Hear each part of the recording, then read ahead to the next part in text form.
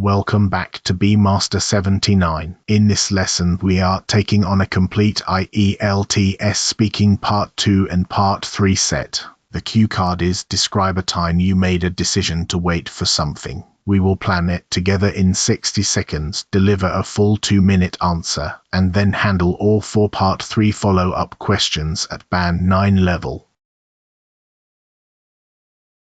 First, the format. In part 2, the examiner hands you a card, a pencil and a sheet of paper, and you get exactly 1 minute to prepare. You then speak on your own for 1 to 2 minutes, and the examiner will not interrupt you. Aim to fill the full 2 minutes. Stopping after 50 seconds is one of the quickest ways to lose fluency marks. Treat the bullet points as a scaffold rather than a checklist to race through, and pay special attention to that last line beginning with "and explain." That is where most of the marks live. Here is the card. Describe a time you made a decision to wait for something. You should say when it happened, who you were with, and what you were waiting for, and explain how you felt about the decision. Notice the key word, decision. This is not simply a story about waiting. It is a story about choosing to wait when you had an alternative. If you skip the alternative, the answer will not fully address the task.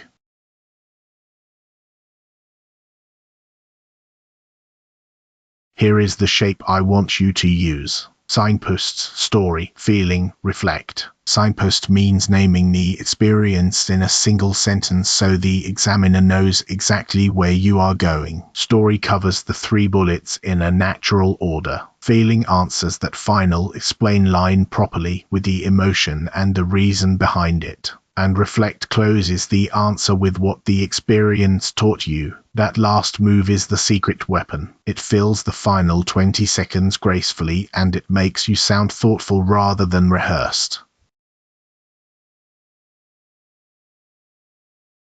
Now the preparation minute. The single biggest mistake is writing sentences. If you write a sentence, you will read it aloud, and reading out loud destroys your fluency score. Write keywords only. Here are the 5 lines I would jot down for this card. When, spring, final year of university, about 2 years ago. Who, my older sister Lynn, and those late night phone calls. What, a scholarship email set against a job offer with a 2-week deadline. Feel, nerve-wracking, reckless, quite stubbornness. And reflect, patience is an active choice. 5 lines. That is all you need.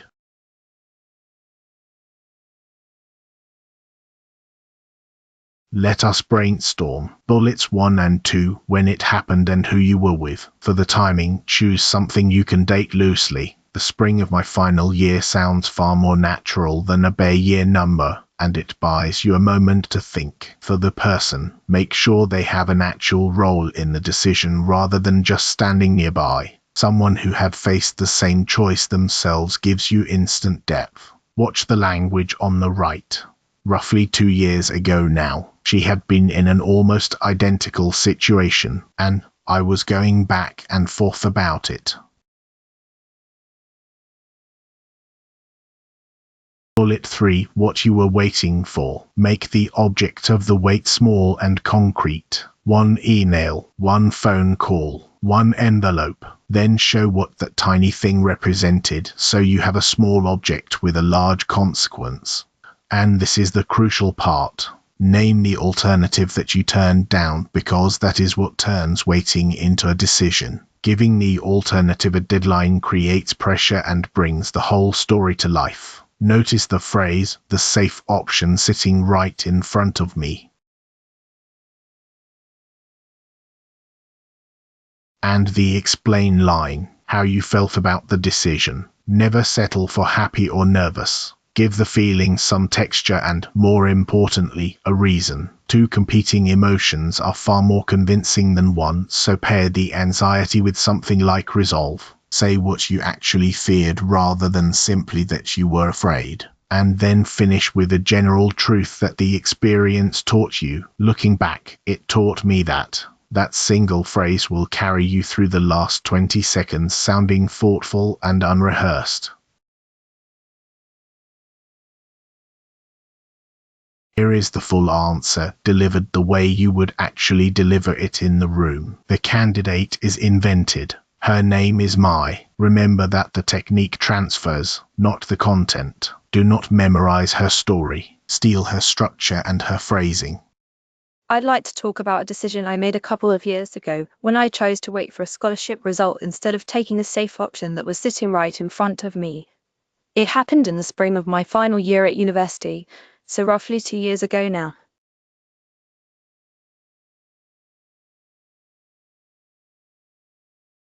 I'd applied for a government-funded scholarship to do a master's degree overseas, and the results went due for another 6 weeks. Right in the middle of that waiting period, a local marketing firm offered me a full-time position, decent salary, good team, but they wanted an answer within a fortnight.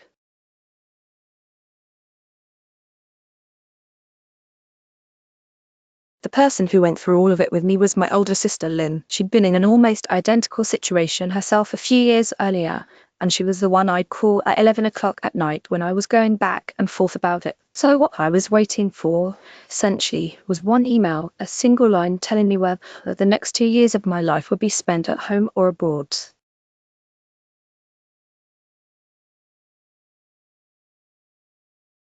As for how I felt about the decision, honestly, it was nerve-wracking. Turning down a concrete offer for something that was still purely hypothetical felt reckless, and there were nights when I was convinced I'd thrown away a perfectly good opportunity. But underneath the anxiety, there was a kind of quiet stubbornness. I knew that if I took the job, I'd always wonder.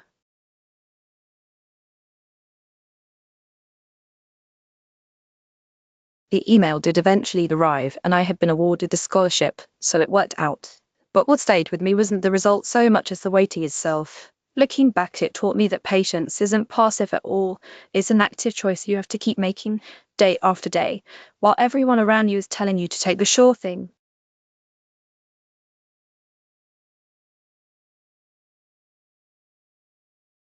Here is the whole thing on one screen so you can see the shape, signposts, situation, who and what, feeling, and reflection. Pause the video and read it through. Notice how few complicated words there are. Band 9 is not built from rare vocabulary. It is built from precise, natural phrasing and a clear line of thought.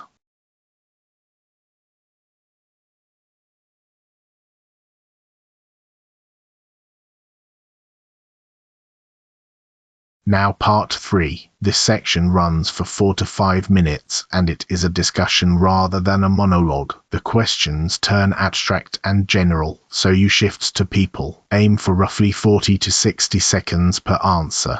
Longer than part 1, shorter than part 2. The examiner may push back on what you say, and that is completely normal, not a warning sign. Above all, every opinion has to be supported. An unsupported opinion is a band 6 answer, no matter how good the vocabulary is.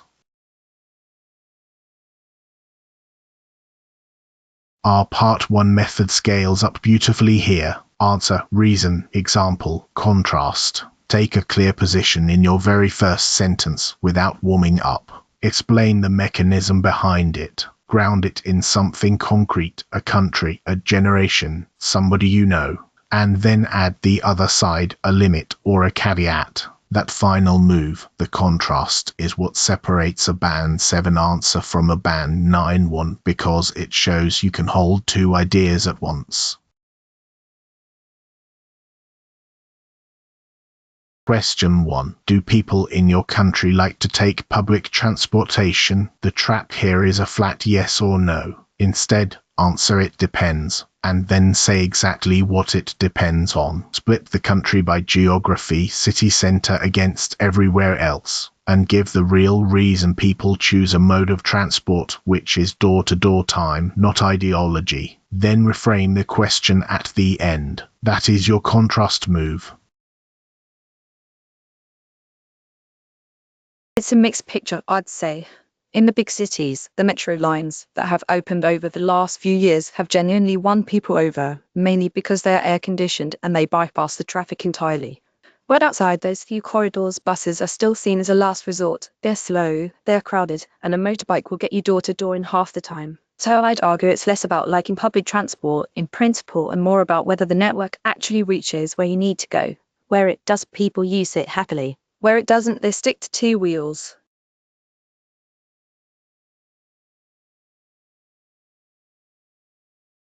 Question 2. Why do some people like a slow-paced life? The examiner has asked why, so give 3 genuinely different reasons rather than one reason dressed up 3 ways. Autonomy over your own time is the deepest one. Health is the second, because chronic stress carries a real cost. And the third is depth over volume. Then ground the whole thing in a real place or generation that the examiner can picture. I think the main draw is a sense of control over your own time.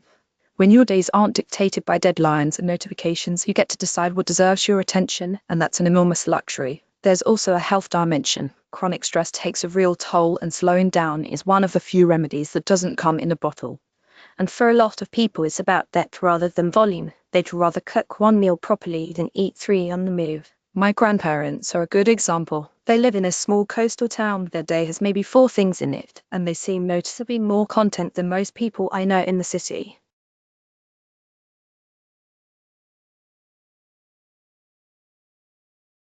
Question 3. Is being patient good for people, and why? Say yes clearly, then earn your band 9 by adding the limit. Start by defining patience in your own words, because a definition immediately sounds intelligent. Explain the mechanism that patience lets you tolerate the gap between effort and reward. Then add the caveat that patience can slide into passivity, and resolve it. Patience paired with judgment, not patience on its own. Overwhelmingly, yes, though I would add one caveat. Patience is basically the ability to tolerate a gap between effort and rewards, and almost everything worth having sits on the far side of that gap. A degree, a career, a relationship. People who can wait also tend to make better decisions simply because they're not reacting on impulse. The caveat is that patience can shade into passivity. Waiting for a situation to improve on its own when what it really needs is for you to act or walk away isn't a virtue, it's avoidance. So patience is a strength as long as it's paired with judgment about what is genuinely worth waiting for.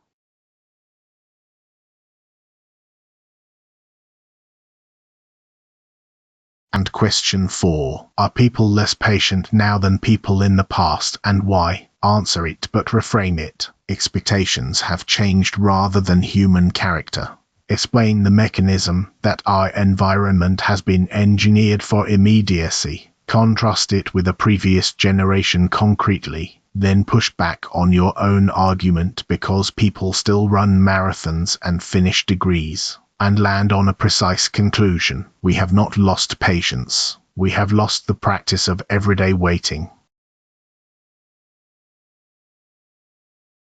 I suspect we are, yes, although I'd frame it as a change in expectations rather than a decline in character. Our whole environment has been engineered for immediacy, next day delivery, films that start the second you press play, replies that arrive in seconds.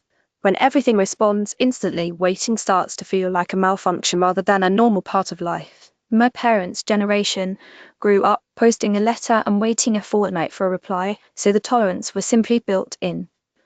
That said, I don't think the underlying capacity has disappeared. People still train for marathons and spend years on a degree. It's more that we've lost the practice of everyday waitings, and it's the small delays we've become terrible at.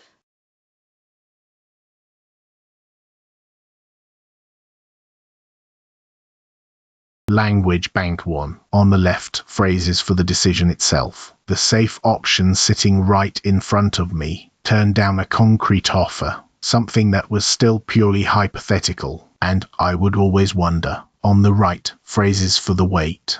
The results were not due for another 6 weeks. Right in the middle of that waiting period. Going back and forth about it. Learn these as whole chunks, not as single words.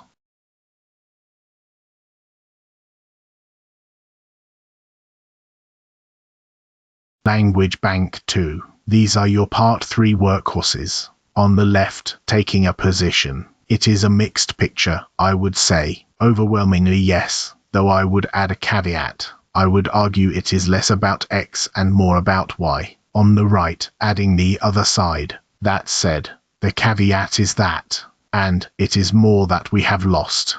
If you take only one thing from this video, take these two columns.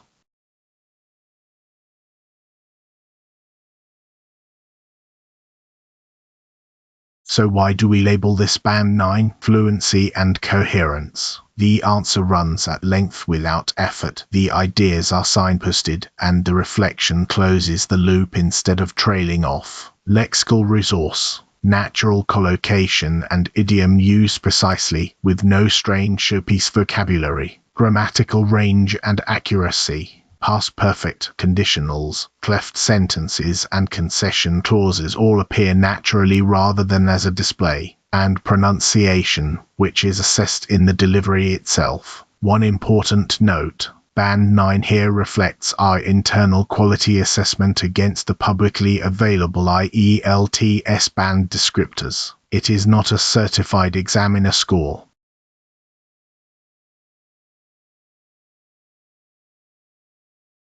Here is your challenge. Set a timer for 1 minute and write 5 keyword lines for this exact card. Then record yourself speaking for the full 2 minutes, and do not stop early. Listen back and mark the exact moment you ran out of things to say. Add a reflect sentence at that point, and record it one more time. Comment the word weighted once you have hit the full 2 minutes. Subscribe to BMaster79 for more Band 9 walkthroughs, and I will see you in the next one.